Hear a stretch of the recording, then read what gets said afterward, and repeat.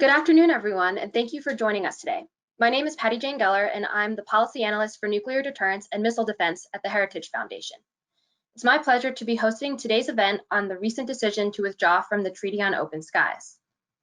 Before we dive in, I'd like to remind you that we want you to be part of the conversation.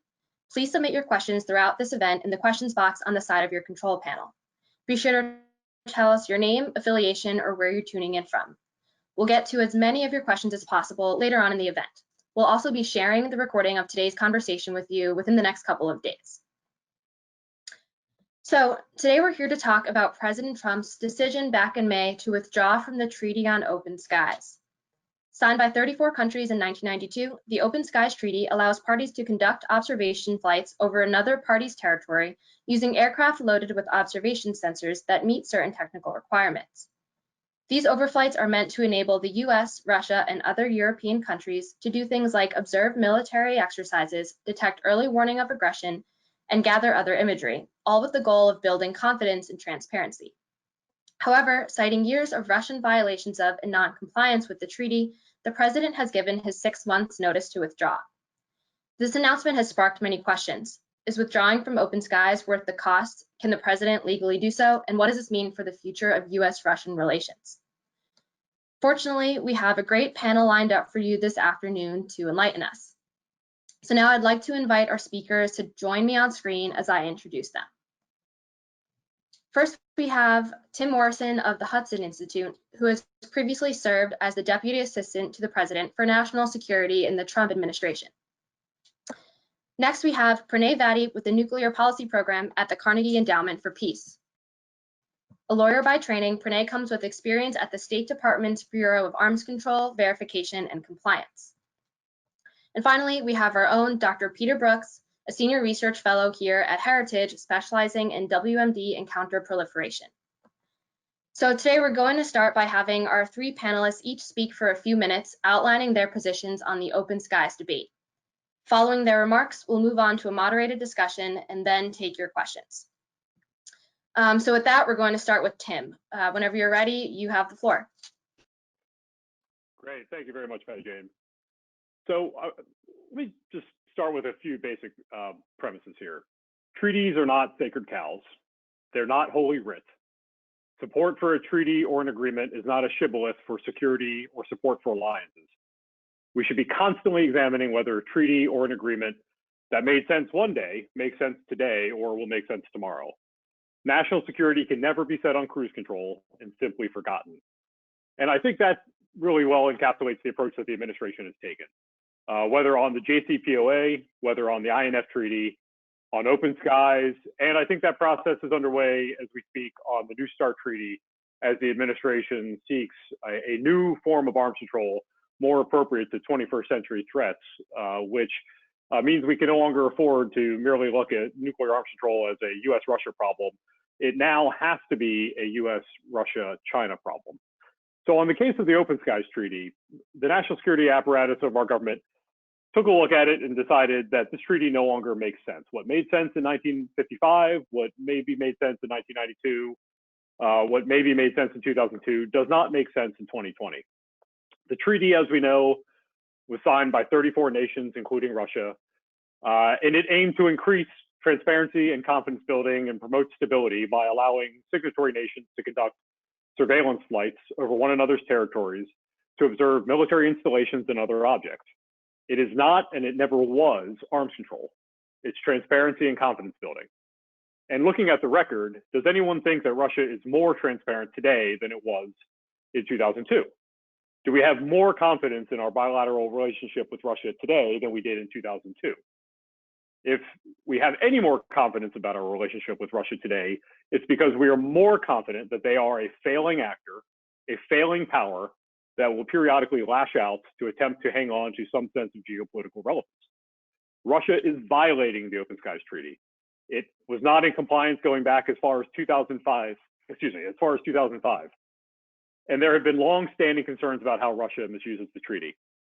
In 2016, Lieutenant General Vincent Stewart, then head of DIA, said that, quote, the things that you can see, the amount of data that you can collect, the things that you can do with post-processing, allow Russia, in my opinion, to get incredible foundational intelligence on critical infrastructure, bases, ports, all of our facilities. And so from my perspective, it gives them a significant advantage.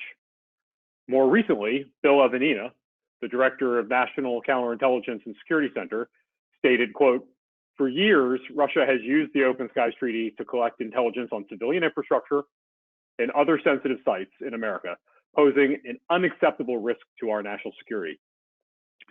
Take, for example, what the Russians did with Open Skies in 2017.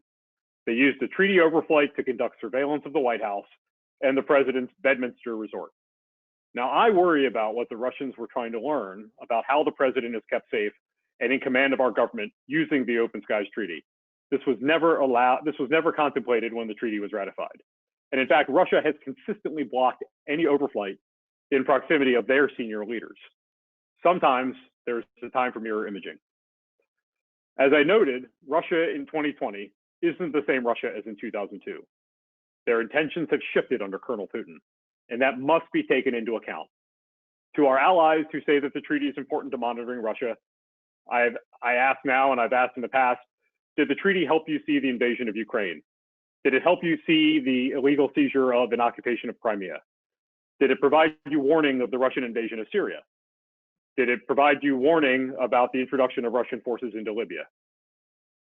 When I talk to Europeans, there's often a clear divide between ministries of defense who understand the threat posed by Russia's misuse of the treaty, and, for example, ministries of foreign affairs who have, well, let's be frank, a different responsibility set than a ministry of defense.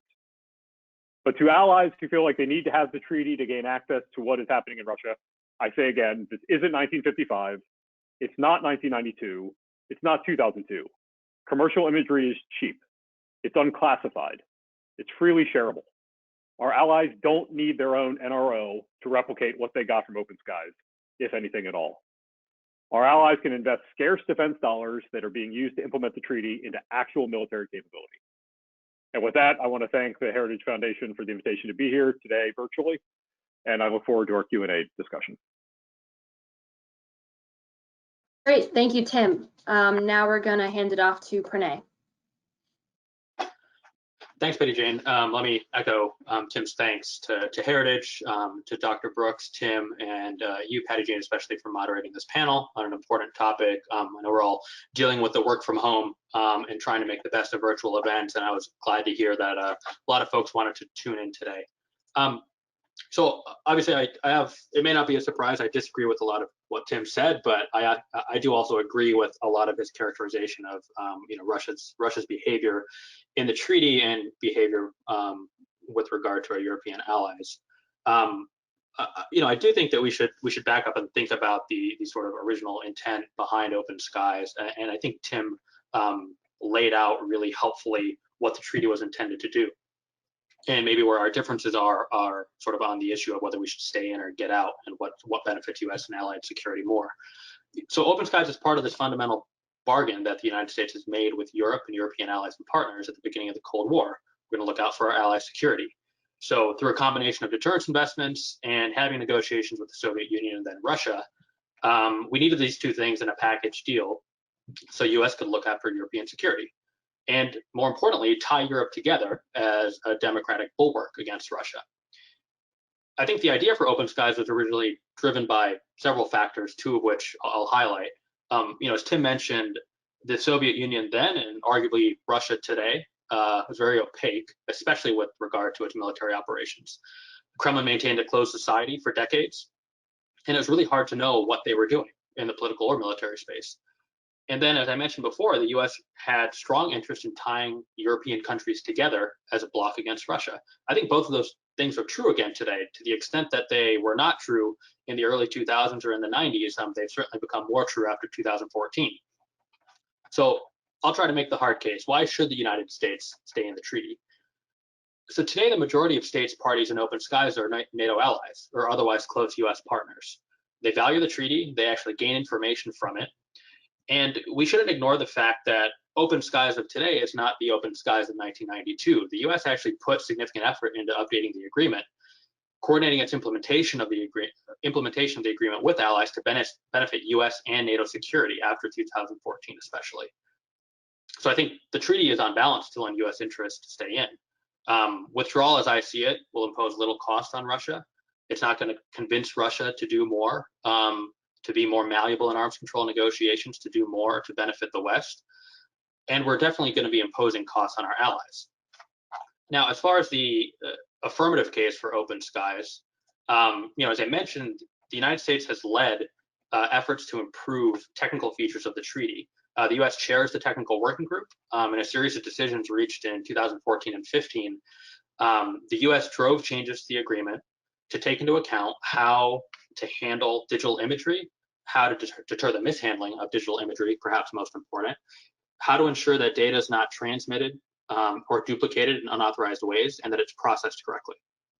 So to the extent that we have concerns about Russia's manipulation of digital imagery for other purposes, including, as Tim pointed out, observation of civilian infrastructure, things that have nothing to do with our military operations, this is a pretty important step, and U.S. diplomats have been working for years to secure these changes to the treaty.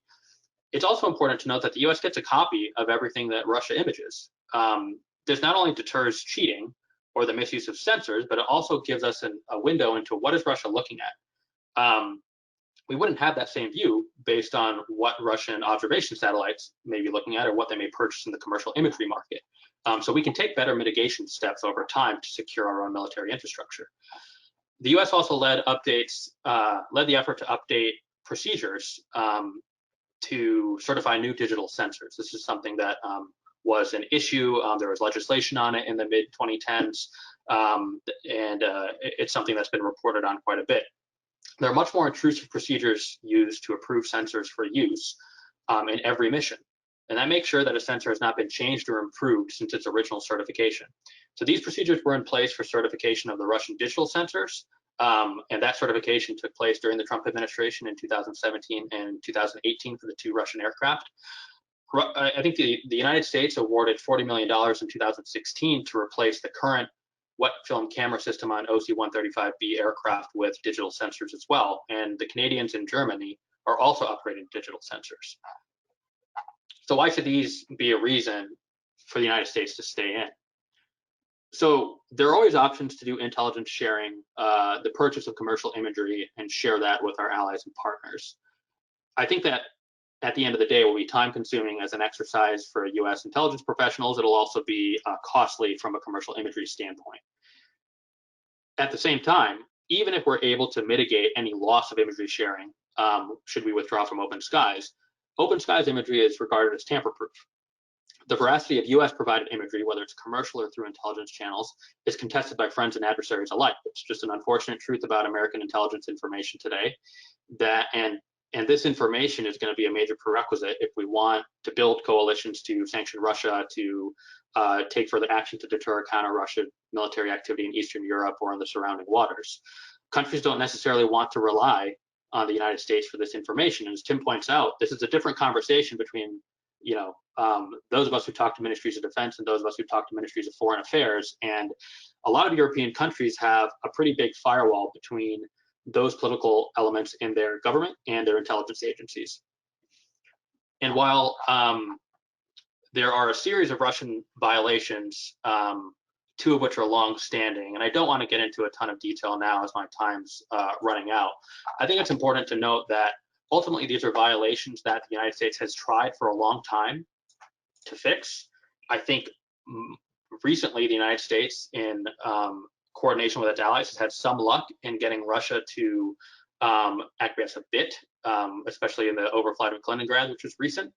And so, if anything, I think the Trump administration could take some credit for getting diplomacy to work within the context of the Open Skies Treaty.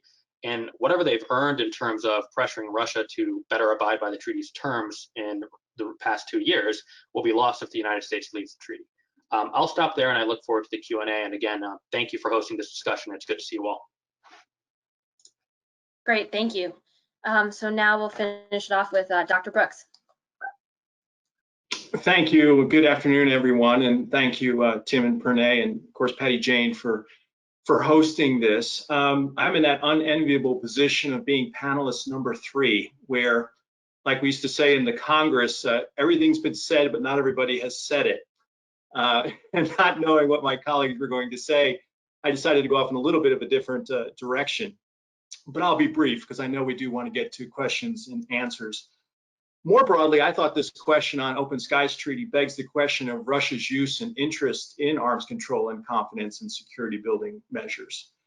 Despite years of calling for Russia to come into full compliance with the Open Skies Treaty, it decided not to, fully understanding with plenty of warning that the United States would likely withdraw. Now, nobody yet, I was kind of surprised, I thought Tim might mention this besides the critical infrastructure, but the long-standing violations by the Russians of the Open Skies Treaty. Even going back to 2010, there have been restrictions on overflights over Georgia, particularly South Ossetia and Abkhazia. That goes back a decade. The flights over Kaliningrad goes back 6 years to 2014. I know there's been some changes, but of course that came after years and years of the Americans and the Europeans trying to pressure Russia to come into full compliance. Just last year, we had an issue with a US-Canadian overflight request of the Center 2019 military exercises, which certainly goes against the grain of what the treaty was meant to do. And then, of course, recently we had this issue where Russia tried to designate an airfield in Ukraine as an open skies refueling airport, which was obviously with the idea to say that Ukraine is Russian territory. This was in Crimea, obviously. There's another issue out there too that we really didn't get to. Pernay mentioned it a bit. This isn't a Russian violation. Actually, I'll pass on that. I'll come back to that if we need to.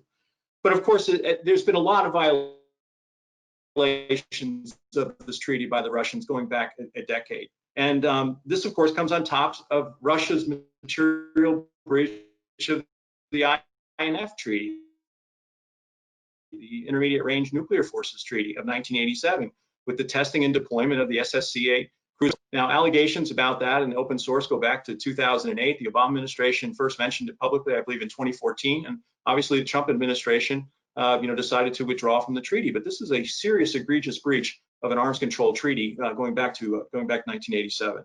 Then again, this comes on top of concerns about Moscow's Chemical Weapons Convention compliance, including the use of the military-grade nerve agent Novichok against a former GRU officer in the UK, possible assistance to a Syrian chemical weapons attack in Duma, I believe that was in 2018, and the existence of a pharmaceutical-based agent, offensive pharmaceutical-based agent program, probably in the guise of fentanyl or Carfen. And of course, there's its suspension of involvement in the Conventional Armed Forces in Europe Agreement and its compliance with the Vienna documents on confidence and security building measures, which, of course, these large, unannounced, what they call SNAP exercises, large-scale exercises, are of tremendous concern, especially what we saw in 2008 in Georgia. Others might point out Russia's compliance with the Biological Weapons Convention or the Threshold Test Ban Treaty. I mean, is Russia really interested in arms control and confidence and security building measures? I mean, considering Russia's record, my concern is if there isn't pushback, whether it's pressure or leaving agreements, we're creating a moral hazard when giving into bad behavior on the part of the Russians only encourages more of it. I think the Trump administration deserves credit for demanding compliance on agreements like INF and OST and showing that there are consequences for under or non-performance with its decisions to withdraw under INF and under the Open Skies Treaty. I think the Trump administration also deserves credit for leaving the door open to returning to existing agreements or creating new agreements that provide stability and security and mutual benefit. I'm not sure if Russia is really interested in the predictability, openness, and mutual benefit that arms control and confidence and security building measures can provide. And this must be raising questions in the minds of those looking at New START, which Patty Jane is an expert on, that will expire in February of 2021. Can Russia be trusted on arms control and confidence and security building measures? So I think I'll stop there and we'll open it up to questions. But this is, part of the broader question is about Russia's record in general on arms control and what we've seen over the last few years. So thank you very much. I'll turn it over to you, Patty Jane. Great, thanks, Pete. That was great. So I want to take a second to remind the audience to begin submitting your questions if you haven't already or if you have any. And I'll get to them in a little bit. But as you guys are taking a moment to think of your questions, I'm going to go ahead and jump right in here. Dr. Brooks, you did a great job of outlining Russia's recent violations of not just open skies, but a number of different international security and arms control agreements. And I wanted to give you, Tim and Pranay, a chance to debate this a little bit. Pranay, in particular, you make a great case for why remaining in open skies gives us enough benefits that make it worth staying. But I'm wondering, how do you weigh these violations of arms control treaties against the benefits of remaining in open skies? Where do Russia's behavior fall in your calculus for remaining in the treaty? Well, thanks for the easy question, I guess. This is one of those issues I've thought about a lot, not in terms of how I feel about it, but in terms of how to answer this question, because I know that it's, and Dr. Brooks, you made the point very articulately, this sort of overall concept of Russian behavior in arms control agreements, and how do should we link behavior in one agreement to behavior in the other agreement? Should we take each agreement on its own? And look, I can't subscribe to one tribe or the other on this one. I think it's sort of very case dependent. From my perspective, the question that should be asked when you reach a point within the interagency's consideration of what to do with a Russian violation or a hypothetical country X, I think more often than not it's Russia, so we can just go with Russia. We have to wonder if the withdrawal actually going to impose some costs, some material costs on Russia. So Peter brought up the example of Russia's material breach of the INF Treaty. In that situation, the United States had been involved in diplomatic and intelligence consultations with allies for a number of years since the violation was sort of reported on and U.S. diplomatic efforts began in earnest. Allies came around, and I think the Trump administration has taken credit for this, and some of it certainly do, to supporting that decision to withdraw. From my perspective, withdrawal from the INF Treaty is justified if it indeed imposed costs on Russia. It's really hard to tell whether or not that cost imposition is actually happening or not. I think if withdrawal were timed with U.S. military deployments, whether it's of a treaty violating missile or what would be a treaty violating missile, or additional for deployments of U.S. military forces in Europe, then maybe you can package those sort of policy options together in a way. And that makes it a little bit easier. In the case of open skies, allies seem universally upset about the U.S. withdrawal announcement. Maybe that changes in the next few months. I doubt it. This seems so central. As Tim mentioned, arms control agreements shouldn't be sacred cows. I would say open skies seems like the closest thing to a sacred cow for some of our European allies. And we may not think that's the right way to look at these issues, but we have to respect the fact that other countries do. And so if open skies withdrawal in some way would impose real costs on Russia and get them to change their behavior, then withdrawal makes sense. I don't see that that's the case with open skies withdrawal. And again, the risks and costs of open skies withdrawal to the U.S. seem very clear to me. Tim, why don't you go ahead? Do you chime in? Sure. Yeah, I mean, I think it sort of begs the question of what the objective here is. I think the objective here is a treaty that the Russians, yes, they were violating it. That gets into old arms control speak. You can quote Freddie Clay after Detection What. You can look at these things in abstractions as, oh, their violations have to be punished. That's all well and good. I believe they do if arms control is going to continue to be viable as a national security tool. But sometimes this isn't an abstraction. Sometimes this is a very real risk. And when the intelligence community and military leadership tell us year after year after year that this treaty is a central tool to the Russians to collect intelligence to target critical infrastructure, sometimes you just have to deny Russia that sort of malign tool to threaten our security. So it's not about can you impose a cost on the Russians. It's about sometimes you have to stop the bleeding. And denying Russia a vital intelligence collection tool that they're using to target critical infrastructure, as plainly stated by our military and intelligence leadership, sometimes that's important enough. And you can look at it from a perspective of matching this with conventional deployments. You can look at this from the perspective of matching this with sanctions. This isn't punishing Russia on its own for invading Ukraine or for using chemical weapons against a NATO ally or for invading Syria. This is stopping the bleeding. This is denying them a tool they are using to target U.S. critical infrastructure And I've yet to find a military leader who thinks there isn't a difference between flying a satellite in geostationary orbit at 22,000 miles versus flying an aircraft with an infrared sensor at 3,000 AGL. There is a difference. This will deny Russia critical intelligence collection, and sometimes that's the end state here. I make a prediction, and Pranay, we can make this the terms of our debate for who has to go to Novaya Zemlya in the winter. But the treaty will go away, and you know what the Europeans are going to realize when it does? The world didn't end. They have plenty of other means of collecting whatever information they think they're obtaining from open skies. They'll have plenty of other information coming in through commercial imagery and through U.S. intelligence sharing. I was gonna add. I mean, Pranay and Tim really kind of covered everything. Generally, there's a couple of minor points I would add as well.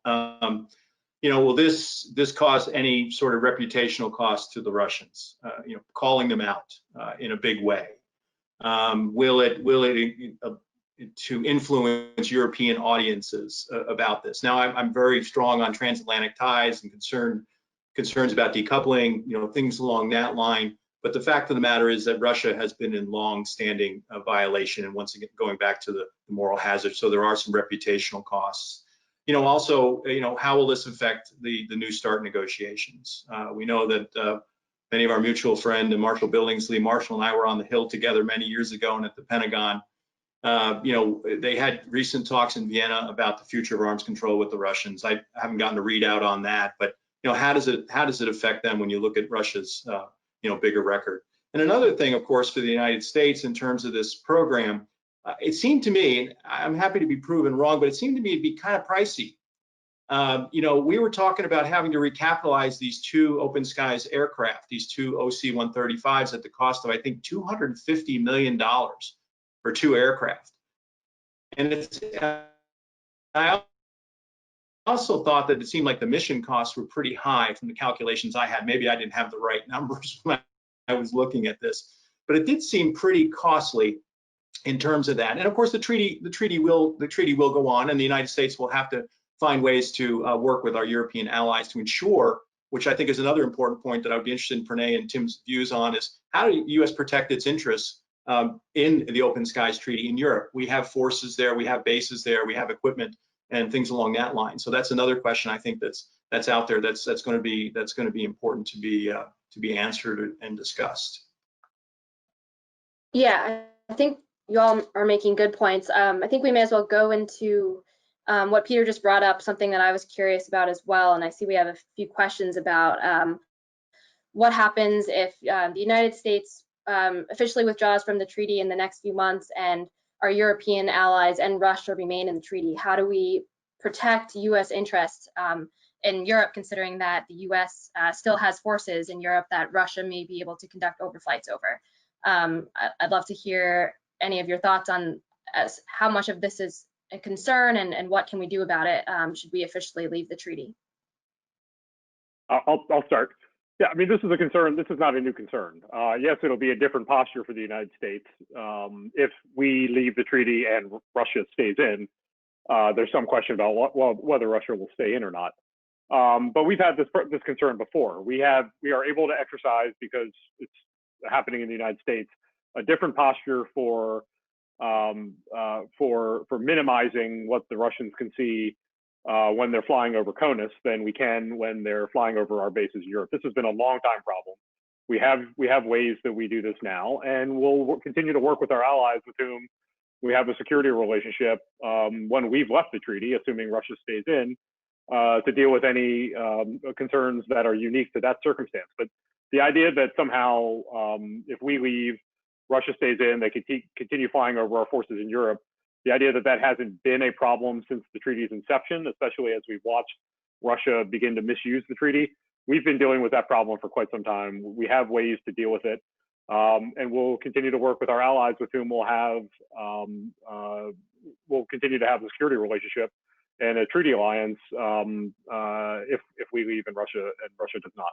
Yeah, I mean, I kind of trust what Tim said on this. I think the U.S. will have to figure it out in the circumstance that it's no longer a party to the treaty, but maintains forces in Europe.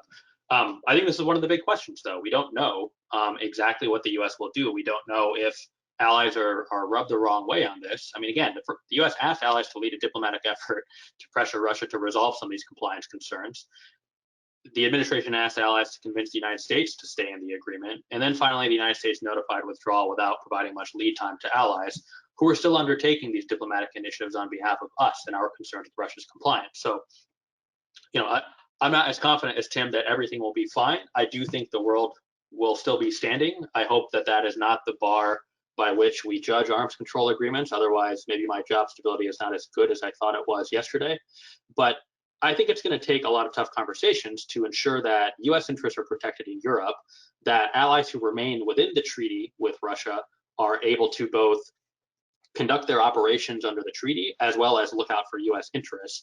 And I think that by withdrawing in the way that we have withdrawn, we're just making those conversations that much more difficult. And as we've all had different conversations with different levels of allies in the past, I mean, those will be time consuming. And I'm not 100% confident that those issues will be resolved before the withdrawal actually formally takes effect.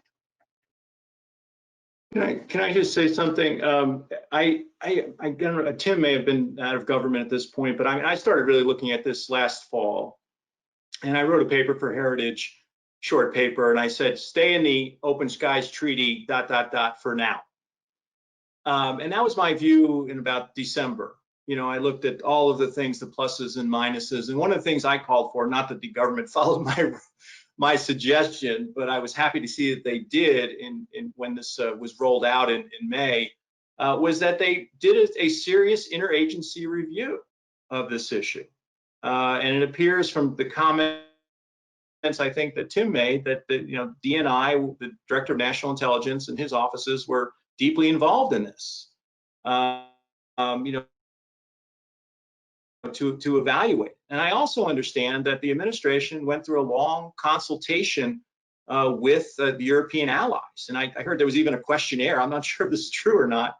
A questionnaire saying, well, what do you value about open skies? So, this took, I would say, this went, 7, 8, 9 months, from last fall until the late spring this year before they decided to get out. So I don't quite agree with Pranay that this seemed to be a shock. Maybe the final word was a shock, but I think everybody kind of knew it, and there were a lot of consultations, going on, and they did a thorough interagency review, and the scales just ended up in one direction and not in the other. And we don't have access to all the information that the government had, obviously, but I think that, there's credit to that. I was worried that they're looking last fall, September, October, that it was just going to be done. But no, I think that the government, the administration, did a good, strong interagency review of the costs and benefits of the program and consulted with allies, and then ultimately decided that it was in their best interest. One of the other things I want to point out is that Pranay made a good presentation on the INF treaty, but one of the things we didn't talk about at all in this is, of course, the issue of China, right? I mean, that's another major issue in the INF treaty, not just the material breach on the part of the Russians. It's 90% of China's ballistic missile force or cruise missile force would fall outside of the INF, and that's that's hampering us in our Indo-Pacific strategy. So that's something I just wanted to point out. So it's not just us and Russians in some cases, especially when it comes to INF.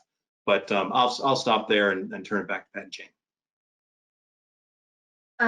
So one last topic I want to mention before we turn to the audience is that, so when the president announced his withdrawal, there are still 6 months, now it's fewer than 6 months, there's still time before the US actually leaves open skies.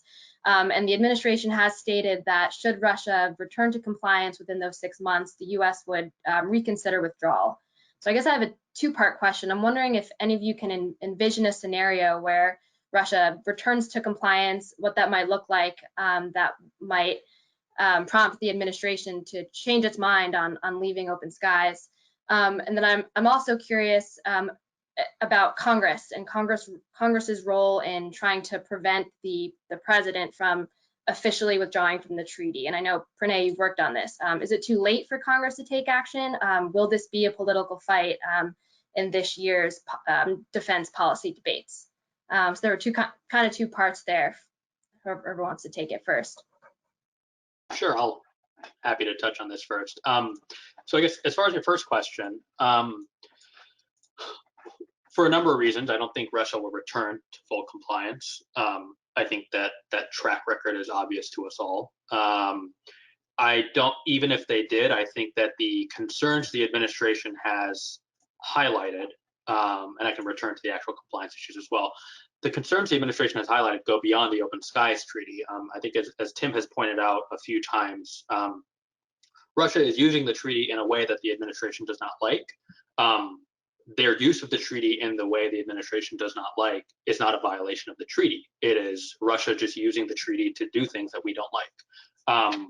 You know, at the State Department, we have these sort of varying degrees of like concerns versus violations and things like that when we did compliance analysis. But I think it's unlikely that Russia is going to adjust its behavior within the treaty and its implementation of the treaty in a way that satisfies this administration. And so I don't see there really being a universe in which the administration suspends its own withdrawal process.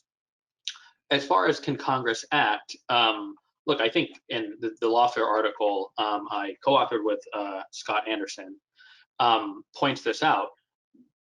There's not really a slam dunk case for Congress to pursue legal remedy to prevent withdrawal from a treaty. We try to highlight where legal challenges have better standing and what would need to be sort of the words used to create that better standing. I don't think, you know, arms control proponents, including myself, should be relying on Congress to intervene at this point in any way. The clock is already ticking. For Congress, who would likely use the National Defense Authorization process to try to enact any legislation to block a withdrawal. First, that process will not wrap up before the 6-month clock is ticked. Second, this would require Congress going to the courts. And the last time that happened, and others may remember better than I, you know, was Dennis Kucinich trying to prevent the ABM treaty withdrawal, which was not successful. And so I don't think that that's a great course of action from a legal standpoint. It may be a good course of action from a political messaging standpoint, because there is bipartisan support in Congress for staying in the treaty. And there are, and I would say that the majority of people who have expressed opinions on open skies in Congress, maybe not the loudest voices, but the majority of opinions are supportive of the agreement.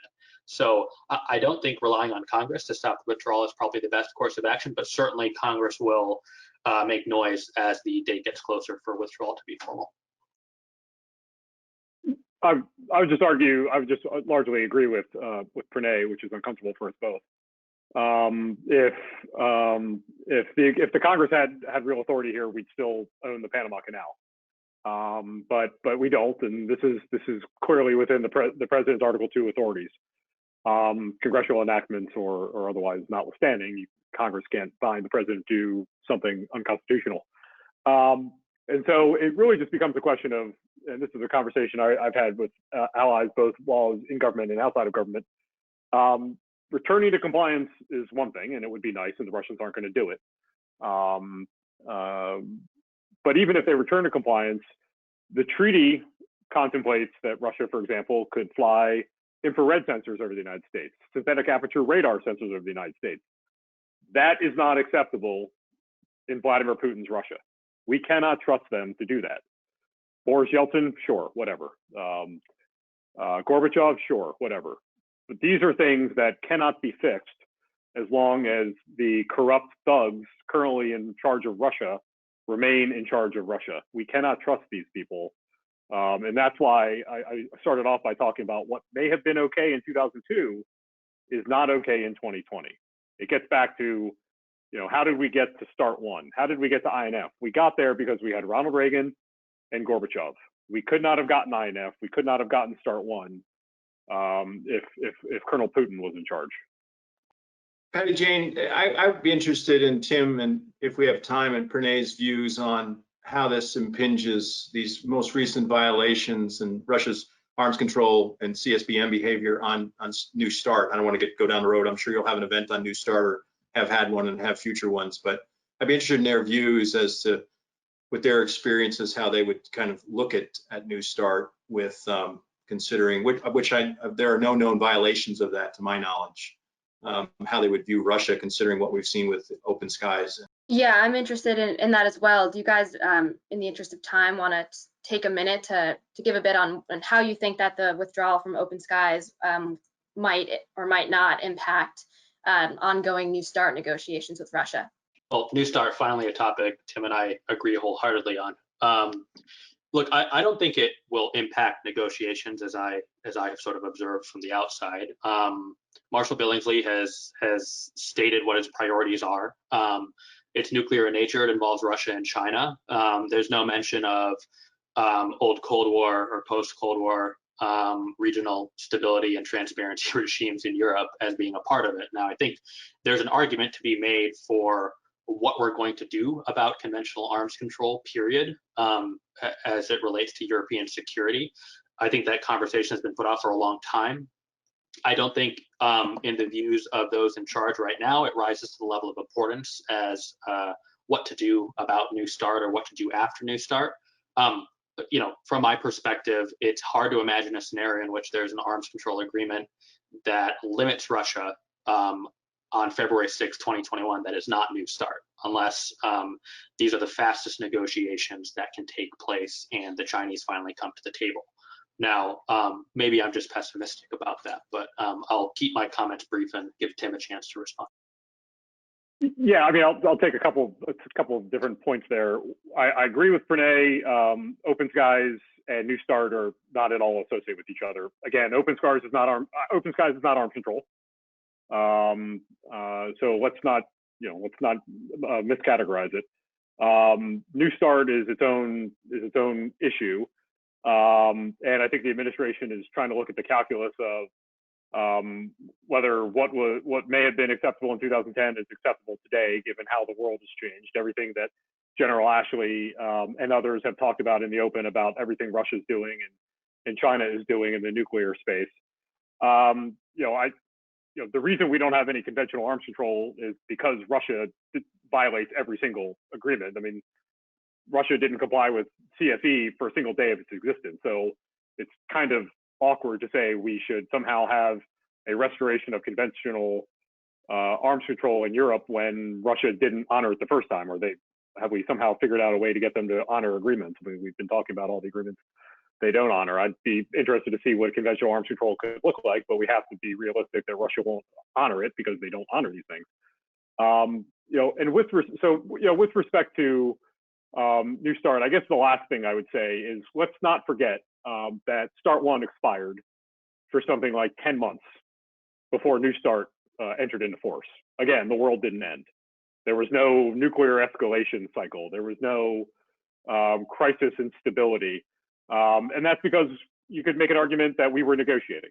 And so there was a sense on both sides that it was okay. Some of us were working in the Congress, and our bosses thought it was very important that we maintain the nuclear inspections by Senator Lugar, I recall, had legislation on privileges and immunities. The Obama administration wasn't interested in that. We could have at least tried to keep some of the inspections going. We didn't. The world didn't end. We got New START. So the idea that if maybe there wasn't anything in place on February 6th, that would somehow be that damaging or destabilizing. I mean, our experience in the Obama administration proves that isn't so. I think the important thing is for the Russians to have a sense for which administration they're going to be dealing with. And that's something the whole world will presumably know, hopefully, on November 4th. And the Russians will either realize we need to sit down and negotiate with President Trump because he's going to be here for 4 more years. So how do we work together to limit unconstrained nuclear weapons? How do we work together to bring China to the table while they race to parity? Or they'll get a sense for who's going to be in the Biden administration. But I worry that the Biden administration has already undermined a lot of its leverage by saying plainly, we will extend the treaty for 5 years. So the Russians know that if they get a President Biden, they're going to get what they want, which is New START extended for 5 years. And that means they don't have to come back to the table and negotiate anything they don't want to negotiate, like non-strategic nuclear weapons, for at least 5 years. So we have about 10 minutes left here, and I want to get to a couple of our audience questions. We had a handful of good questions. Fortunately, we did address a lot of them so far throughout our discussion. And I want to get through a couple, and there are a couple here that I think, combine. So first we have good question from Christian Milford. In view of our competitors' malign intentions with the treaty, could there be a better and more verifiable future open skies treaty? And then we had a similar question, I think that goes along from Dan Hattery. What other effective means, if any, are there for positive engagement with Russia on military issues? So can we do a new open skies? Are there other ways for engagement, or do we have a pessimistic outlook on the future? So I'll start off, and then Pranay can explain all the reasons I'm wrong and evil. Again, what problem are we trying to solve with open skies? It's not clear to me what that problem is. Open skies hasn't done anything to promote confidence or transparency. Unlike in 2002, we have commercial imagery widely available, easily shareable, cheap, unclassified. So, and this gets to the point that I think what the Allies are going to realize when and if the United States leaves this treaty, something like 150 days from now, I think they're going to realize that the world is just fine. They have access to everything they had access to the day before with respect to Russia, because they actually weren't getting anything out of the imagery they collect through open skies. And so from that perspective, they simply haven't lost anything. And Patty Jane, if you could, I'm sorry, if you could remind me, what was the second part of that question? Yeah, the second part was, what other effective means, if any, are there for positive engagement with Russia on military issues? So, we have a very effective channel with the Chad. So General Milley, the Russian chief of defense, we are able to talk. The Russians respect that channel. It's been how we've maintained deconfliction in Syria. It's how we get together and prevent miscalculations, risks, uncertainties. What are you doing? What are you doing? The Chads can talk, and that has been a viable channel. The problem is Russia isn't interested in behaving like a responsible stakeholder. We had a saying when I was in the administration that we would like to have a positive, more cooperative relationship with Russia. We think it's a bad idea that they get gobbled up by China. Vladimir Putin seems to disagree. He seems to think it's just okay for Russia to be gobbled up by China, which is what's happening every single day. But Russia couldn't restrain itself from doing what, forgive me if any of your audience members are below age, but they can't help themselves from doing stupid shit. So every time the Trump administration would try to find a footing for a more positive relationship, we would try cooperation in the CT track. We would have arms control discussions. The Russians would go and invade Libya. They'd go and invade Syria. They'd go and hack the OPCW. They'd go and use chemical weapons in violation of the Chemical Weapons Convention in Britain, a NATO ally with whom we have an Article 5 security guarantee. Until the Russians can somehow restrain themselves from doing stupid shit, there's not really much evidence that they're interested in a more positive relationship. And it just really, it begs the question, can we stop, asking what the US can do or what the West can do to have a more positive relationship with Russia? Let's start asking the question, what can Russia do to have a more positive relationship with the West? Because if I were, a colonel or a field grade officer in the Russian military, I'd be really worried about what war I'm going to have to fight in the next 10 or 15 years, because it's not going to be NATO invading Russian territory. They can't say the same about what's going to be happening in Vladivostok in Siberia. Yeah, I was thinking of a quote, and Tim stole mine, so I'll choose a PG version. Russians don't take a dump, son, without a plan, and that was Fred Thompson in The Hunt for Red October. And so, why I bring that up is the idea that Russia will somehow be, the world may not end if New START expires, but if Russia may, that there's some leverage to be obtained by holding a gun to New START's head, I think is a false hope as well. I think Vladimir Putin, as Tim has outlined, probably has a plan for that scenario. And I think it's a plan that the United States, probably US security, doesn't really benefit from. With regard to open skies, I largely agree with Tim's take on it. If the treaty, I believe the treaty still serves some purpose for imagery collection. I think it served a very strong purpose in terms of allied cohesion. But if the treaty no longer serves the same level of sort of has the same value as it did when it was first envisioned, then it seems like the US, which has had some luck in improving the treaty through the implementation process at the OSCC, could stay in the agreement, could improve the treaty, could ask Russia or other parties to find a new agreement, which perhaps involves commercial imagery. But I don't think, commercial imagery will solve this. To me, it's a little bit of hand waving. There is more to it than just that. And we can't completely devalue the multilateral nature of the treaty and the amount of conversation we're able to have with our allies in the context of that treaty. And again, the U.S. in this administration has made gains in coordinating with its allies to turn screws on Russia. Is that going to resolve all of Russia's violations? No, but this goes back to my original point, which is purely withdrawing from an agreement does not necessarily impose costs on Russia. To Tim's point, if we're able to stop Russian overflights of certain military and civilian infrastructure, it's possible to do that within the treaty too. There is a reason why the U.S. declared material breach within the context of the INF Treaty and sought to impose countermeasures which would otherwise violate the treaty. It's unclear to me exactly why the U.S. was not able to reach material breach in the context of open skies, but if they had done so, then they could have imposed some of these countermeasures like flight restrictions over certain areas, if that's a big CI concern for the intelligence community and the U.S. military, or it could have pursued other means to improve the treaty. But, I think that, Russia's violations, as Tim points out, largely in the European security framework, conventional arms control space, has really poisoned the well.